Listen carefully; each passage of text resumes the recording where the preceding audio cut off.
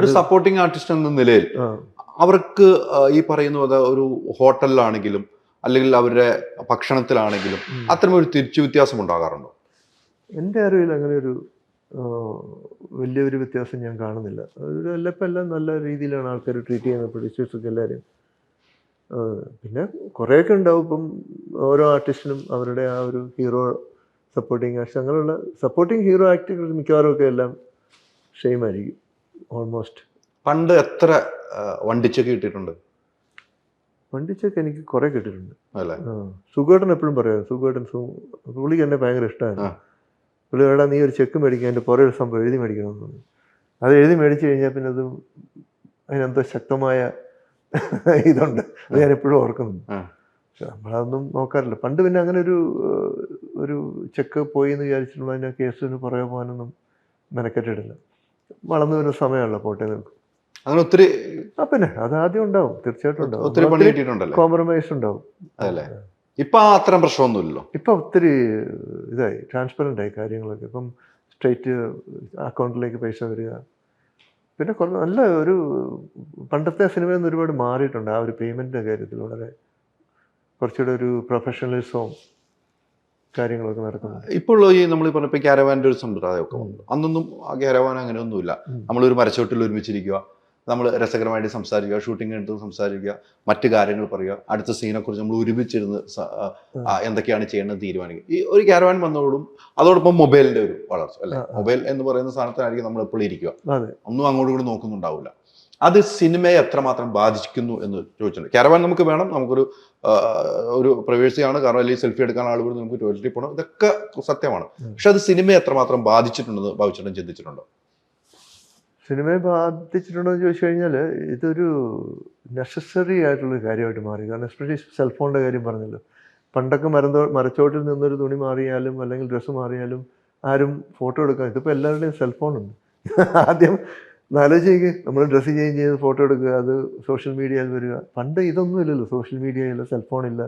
ഇപ്പോൾ എന്ത് ചെയ്താലും ഇമ്മീഡിയറ്റ്ലി അത് സോഷ്യൽ മീഡിയയിലേക്ക് അപ്ലോഡ് ചെയ്ത് ലൈക്ക് അടിക്കാനായിട്ട് ഒരുപാട് പേര് ശ്രമിച്ചുകൊണ്ടിരിക്കുന്ന സമയത്ത് ഇപ്പോൾ ഒരു ക്യാരവാൻ ഇല്ലെങ്കിലുള്ള അവസ്ഥ എന്ന് ആലോചിച്ചെങ്കിൽ അതിൻ്റെ എക്സ്പെൻസ്, സിനിമയുടെ എക്സ്പെൻസ് കൂടി. പക്ഷേ സിനിമയുടെ എക്സ്പെൻസ് ടോട്ടലി കൂടിയിട്ടുണ്ട്. എല്ലാത്തരം കൂടിയിട്ടുണ്ട്. ഇപ്പോഴത്തെ ഒരു സാഹചര്യത്തിൽ ക്യാരവാൻ ഈസ് എ മസ്റ്റ്. ഒരു വളരെ ആവശ്യമുള്ളൊരു കാര്യമാണ്. നമുക്ക് ഒരു പ്രൈവസി ഉണ്ടാവില്ല, കാരണം കംപ്ലീറ്റ് ആൾക്കാർ ഔട്ട്ഡോറല്ലേ ഷൂട്ടിങ്. പിന്നെ പണ്ടൊക്കെ ഒത്തിരി സ്റ്റുഡിയോയിൽ ഷൂട്ടിങ് നടക്കുമായിരുന്നു. അപ്പം ക്യാരവാൻ്റെ പ്രസക്തി ഇല്ല. അവിടെ ഇൻഡോർ ആയിരുന്നു ഒരുപാട് ഷൂട്ടിങ്. ഇന്ന് മുഴുവൻ ഔട്ട്ഡോറല്ലേ. അപ്പം നമ്മൾ പുറത്ത് പോയി കഴിഞ്ഞാൽ നമുക്കൊന്ന് നോർമലായിട്ടുള്ള കാര്യങ്ങൾ ചെയ്യാൻ പോലും ഒരു സ്ഥലം ഉണ്ടാകാതെ വരിക, നല്ല പ്രൈവസി ഇല്ലാതെ വരിക. ബേസിക്കലി ഈ സോഷ്യൽ മീഡിയ എത്ര ആക്റ്റീവ് വെച്ചതിക്ക് any second it will be uploaded. നമ്മൾ എന്തെങ്കിലും ഒരു ഇങ്ങനെയുള്ള കാര്യങ്ങൾ സോഷ്യൽ മീഡിയ കൂടുതലായിട്ട് ഉപയോഗിക്കാറുണ്ടോ? ഞാൻ ഉപയോഗിക്കാറുണ്ട്. ഞാൻ നമ്മുടെ കാര്യങ്ങളൊക്കെ അത്യാവശ്യം അതിനകത്ത് നമ്മൾ മോശം കമൻറ്റുകളൊക്കെ വരാറില്ലേ? മോശം കമൻറ്റുകൾ എനിക്ക് വളരെ ഒരു ഭാഗ്യമാണ്. ഞാൻ പേജിൽ കയറുമ്പോൾ അത്ര മോശം കമൻറ്റുകളൊന്നും വരുന്നില്ല.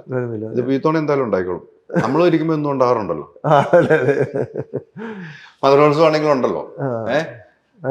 അതങ്ങനെയാണ്, നമ്മൾ ഇരിക്കുമ്പോൾ എന്തെങ്കിലുമൊക്കെ നമ്മൾ പറഞ്ഞു പോകുമ്പോൾ എന്തെങ്കിലും സാധനം കിട്ടുമല്ലോ. ബാബുചേട്ടനെ ഒന്ന് കൊടുക്കാൻ നോക്കിയെന്നായിരിക്കും പറയണം. ബാബുചേട്ടൻ അതിൽ നിന്ന് ഒഴിവായി എന്ന് പറയും. ഈ സോഷ്യൽ മീഡിയയിലെ ഒരു കടന്നുകയറ്റം സിനിമാ മേഖലയ്ക്ക് ഗുണമാണോ ദോഷമാണോ ഉണ്ടായിരിക്കുന്നത്? അതിന്റെ പ്രൊഫഷണലായിട്ടുള്ളൊരു സംഭവം ഗുണം ഒരുപാടുണ്ടായിട്ടുണ്ട്. ഒരു 98% ഗുണവും ഒരു 2% ദോഷവും ഞാൻ വേണമെങ്കിൽ പറയാം. കാരണം സോഷ്യൽ മീഡിയ വഴി പബ്ലിഷൈസ് ചെയ്യാനായിട്ട് വളരെ എളുപ്പമാണ് സിനിമ. പണ്ട് നമ്മൾ പോസ്റ്റർ ഒട്ടിച്ചിട്ട് അല്ലെങ്കിൽ അനൗൺസ് ചെയ്ത് പോയി വളരെ ബുദ്ധിമുട്ടായിരുന്നു. ഇപ്പം നമുക്ക് എല്ലാവരുടെയും സെൽഫോണിൽ സാധനം പെട്ടെന്ന് അങ്ങ് എത്തുകയാണ് ഇതിൻ്റെ പബ്ലിസിറ്റി. അപ്പം ആ വഴിക്കൊക്കെ ഒരുപാട് നമുക്ക് ഗുണം കിട്ടിയിട്ടുണ്ട് സോഷ്യൽ മീഡിയ. ഇൻഫ്ലുവൻസേഴ്സ് അവരും ഒരുപാട് ഗുണങ്ങൾ ചെയ്യുന്നുണ്ട്. പിന്നെ ചാനൽസ്, പിന്നെ എല്ലായിടത്തും ഉണ്ടല്ലോ there are people with crazy mind.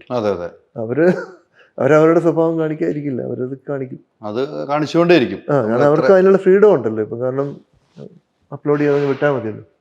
അത് കൃത്യമാണ്. ഈ പറഞ്ഞതുപോലെ നിലവിൽ സോഷ്യൽ മീഡിയയിൽ നമുക്ക് ഒരു സിനിമയുടെ റിവ്യൂ പറയുന്ന ആളുകൾ ഉണ്ടാകാം. സിനിമയ്ക്ക് വളരെ മോശമായിട്ട് പറയുന്നു.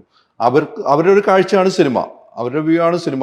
എനിക്കിപ്പോൾ സിനിമ ഇഷ്ടപ്പെട്ടില്ലെങ്കിൽ എനിക്ക് പറയാനുള്ള അവകാശം എനിക്കുണ്ട്, ഇല്ലാന്ന് പറയില്ല. പക്ഷെ അത് പബ്ലിക്കായിട്ട് ബാബുചേട്ടൻ അഭിനയിച്ച സീൻ ഇത് കൊള്ളില്ല, ബാബു ആന്റണി അന്ന് ചെയ്ത് തന്നെയാണ് ചെയ്തു വെച്ചിരിക്കുന്നത്, ബാബു ആന്റണിക്ക് ഒരു മാറ്റമില്ല, അങ്ങനെ ഒരാൾ ടാർഗറ്റ് ചെയ്ത് പറയുന്ന ആളുകളെ കുറിച്ച് എന്താണ്?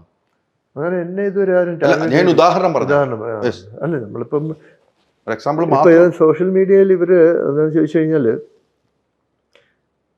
ഇതിനൊരു ഒരു മാനദണ്ഡം ഇല്ലല്ലോ. ഇപ്പം ഒരാൾ തോന്നുന്നത് അങ്ങ് വിളിച്ച് പറയുക എന്നുള്ളതാണ്.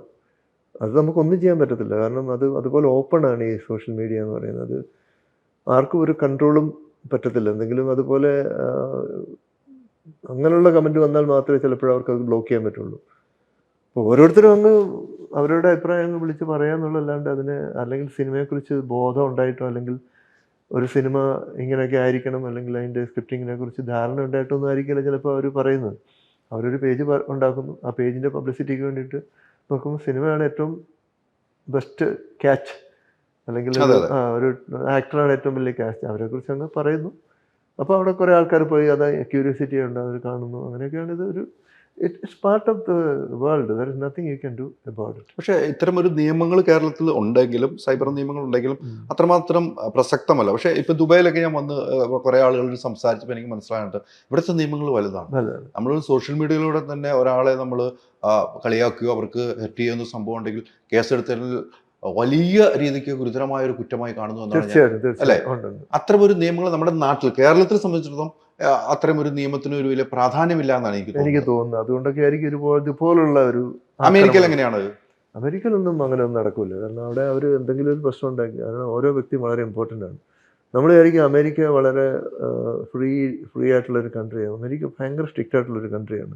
ആ സ്ട്രിക്റ്റ്നെസ് നമുക്ക് ഫീൽ ചെയ്യത്തില്ല. പക്ഷേ if you break the law you will be in big trouble. അതായത് നമ്മൾ ഒരാളോട് സംസാരിക്കുന്നത് സൂക്ഷിച്ച് വേണം, ഒരാൾക്ക് ഷേക്ക് ഹാൻഡ് ചെയ്യുന്നത് സൂക്ഷിച്ച് വേണം, അതുപോലെ തന്നെ ഡ്രൈവ് ചെയ്യുന്നതും അതുപോലെ ഓരോരുത്തരും നമ്മൾ ഓരോ കാര്യങ്ങളും നമ്മൾ വളരെ കെയർഫുൾ ആയിരിക്കണം. ആരെങ്കിലും കംപ്ലയിൻറ്റ് ചെയ്ത് കഴിഞ്ഞാൽ ചിലപ്പം മിനിമം 7 years ഒക്കെ ആയിരിക്കും അകത്ത് പോകുന്നത്. അപ്പം നമ്മൾ ഡ്രൈവേഴ്സ് ലൈസൻസ് എടുക്കുമ്പോൾ അതിനകത്തൊരു ക്ലോസ് ഉണ്ട്, നമ്മൾ സൈൻ ചെയ്യുന്നത്. അതായത് ഞാൻ സൈൻ ചെയ്തത്. അപ്പം അതുകൊണ്ട് എനിക്കറിയാം നമ്മൾ വണ്ടി ഓടിക്കുമ്പം നമ്മുടെ ഉള്ളിൽ 8% മുകളിൽ ആൽക്കഹോൾ ഉണ്ടെങ്കിൽ നമ്മുടെ കൂട്ടത്തിൽ ഇരിക്കുന്ന ഫാമിലി ആണെങ്കിൽ പോലും അറ്റംപ്റ്റ് മർഡർ ചാർജ് ചെയ്യാനുള്ള അനുവാദം കൊടുത്തിരിക്കുന്നു. അതുപോലെ നിയമങ്ങൾ വളരെ സ്ട്രിക്റ്റ്. പക്ഷെ നമ്മൾ ഒരിക്കലും നമ്മളെ അവർ ബോധർ ചെയ്യത്തില്ല. പോകുന്ന വഴിക്ക് പാസ്പോർട്ട് ചോദിക്കുക, എവിടെ പോകുന്നു അങ്ങനെയൊന്നും ചോദിക്കത്തില്ല. ഒരു ഓഫീസർ മുന്നോട്ട് വന്നാൽ good morning, good evening, how are you doing എന്നൊക്കെ പറഞ്ഞ് പോകത്തേ ഉള്ളൂ. പക്ഷേ break the law you will see. അത്തരം നിയമങ്ങൾ കൃത്യമായിട്ട് പോവുകയാണെങ്കിൽ നമുക്കൊരു ഭയം ഉണ്ടാവും. തീർച്ചയായും നമ്മൾ ആ രീതിക്കുള്ള യാത്രയ്ക്കും ഒരു സാഫല്യമുണ്ടായുള്ള ഒരു യാത്രയായിരിക്കും. വണ്ടിക്കകത്ത് ഓപ്പൺ ബോട്ടിൽ കൊണ്ടു നടക്കാൻ പാടില്ല, ആൽക്കഹോളൊന്നും കൊണ്ടു നടക്കാൻ പറ്റില്ല. ഓപ്പൺ ആയിരിക്കും, ഓപ്പൺ പാടില്ല. It should be sealed and close. അമേരിക്കയിൽ നേരത്തെ ഇപ്പൊ പറഞ്ഞ പ്രോസ്റ്റിറ്റ്യൂഷൻ ഈസ് ഇല്ലീഗൽ ദേർ. അല്ല, നേരത്തെ ഇപ്പൊ തുടക്കത്തിൽ പറഞ്ഞ അമേരിക്കയിൽ എന്ത് സ്വാതന്ത്ര്യം ഉണ്ടെന്ന് നമ്മളൊക്കെ ചിന്തിക്കുന്നതെന്ന് പറഞ്ഞാൽ ഒരിക്കലല്ല. You got to be very careful in America. പക്ഷെ ഫ്രീഡം നമുക്ക് ഫീൽ ചെയ്യും. Nobody bothers you. നമ്മൾക്ക് നമ്മുടെ കാര്യം നോക്കി മര്യാദയ്ക്ക് ജീവിക്കാൻ പറ്റിയ ബെസ്റ്റ് രാജ്യമാണ്. അതല്ലേ, ഒരു കുഴപ്പമില്ല. ഈ കേരളത്തിൽ ജീവിക്കുന്നതാണ് കൂടുതൽ ഇഷ്ടം, അമേരിക്ക ജീവിക്കുന്നതാണോ ഇഷ്ടം? എന്നും സ്വന്തം നാടായിരിക്കും ഇഷ്ടം എന്നുള്ള കാര്യം നമ്മൾ take the best of both world. അപ്പോൾ കേരളത്തിൻ്റെ അതിൻ്റെതായ ഒരുപാട് നല്ല കാര്യങ്ങൾ അമേരിക്കയിലുണ്ട്. അപ്പോൾ നമ്മൾ take the best of both world. അങ്ങനെയുള്ളതാണ്. കേരളം ഓഫ് കോഴ്സ് നമ്മുടെ പിറന്ന ജന്മനാടാണ്. അപ്പോൾ അതിനോടുള്ള അറ്റാച്ച്മെൻറ്റ് എപ്പോഴും ഉണ്ടാവും, അതൊരിക്കലും മാറില്ല. അതുകൊണ്ടൊക്കെയാണല്ലോ വീണ്ടും മലയാളത്തിലേക്ക് ഇങ്ങനെ. എനിക്ക് വേണമെങ്കിൽ പ്രേക്ഷകർ ഇഷ്ടപ്പെടുന്നതുകൊണ്ടാണല്ലോ തിരിച്ചു വരാൻ പറ്റുന്നത്. അതെ. ആ പ്രേക്ഷകർ നമ്മളെ ഇഷ്ടപ്പെടുന്നതുകൊണ്ടാണ്. അല്ലെങ്കിൽ നമ്മൾ വന്നിട്ട് കാര്യമില്ല. ഇങ്ങനെ എത്ര പേര് വന്ന വഴി അമേരിക്ക പോയി സെറ്റിൽ ആയപ്പോൾ പിന്നെ തിരിച്ചു വരാൻ പറ്റിയിട്ടില്ല. സിനിമയിൽ അഭിനയിക്കാൻ വരാതിരിക്കാം, സിനിമയിലൊന്നും അവരുണ്ടായിട്ടില്ല. നമ്മൾ അഭിനയിച്ചുകൊണ്ട് പ്രേക്ഷകർക്ക് ഇഷ്ടമില്ലെങ്കിൽ ഇപ്പം നമ്മൾ അതിനെക്കുറിച്ച് സംസാരിച്ചിട്ട് കാര്യമില്ല. കൃത്യമാണ്.